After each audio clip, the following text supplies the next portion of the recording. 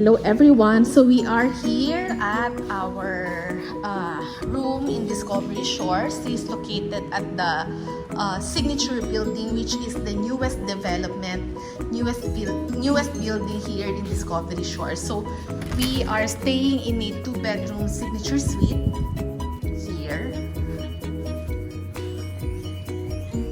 So yun. So nag-alarm na siya.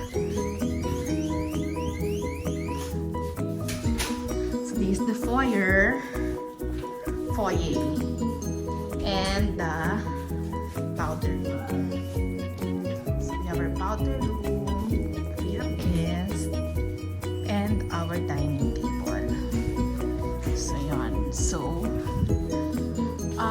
this 2-bedroom signature suite is the second highest category after the grand suite. So I was trying my luck if they will allow me to have a complimentary room upgrade to a grand suite, which is the next category after this room. However, according to them, it's taken, it's occupied now until Sunday, which is also our checkout day. So here is our living area. Among all, so there are only 4 2-bedroom signature suites in the entire Discovery Shores, and only 2 has this Peloton bike. So the grand suite and this room now. So yun. And so dining area, living area, and then this is the second bedroom. So the second bedroom, yan, there are 2 beds, and then a 3rd bed. So dito magstay si Ate Wilma, si Bea, tsaka si Judea, kung papayag si Bea. Bea, will you stay here or in the other room? Mommy!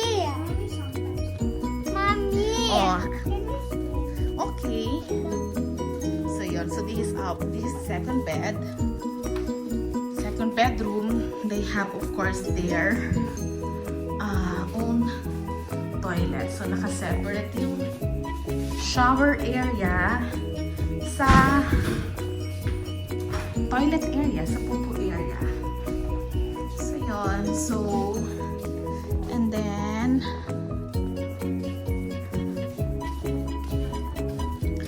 the master bedroom. It's here. It's big, and the CR is also big. So this is where of course we will stay. Me, Jeru, and Galilee.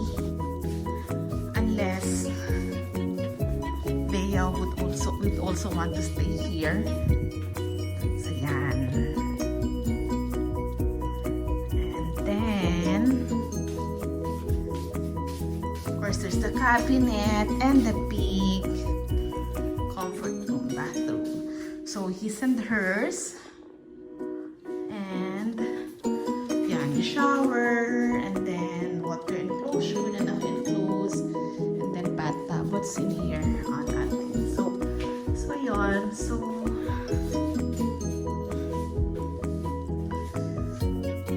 supposedly, if it is not COVID, they have their own signature lounge where signature guests are supposed to check in, and they're supposed to have the club lounge also, which the signature guests can go anytime to get their snacks all day.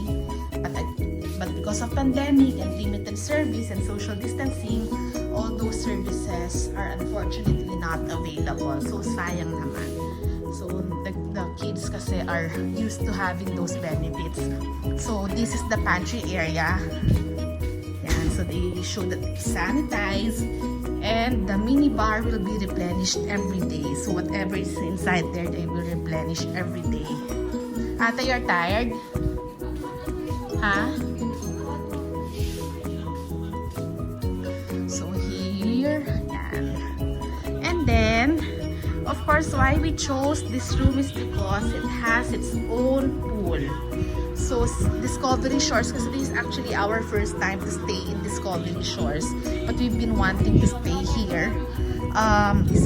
Apparently they only have one pool, one adult pool and one kid pool.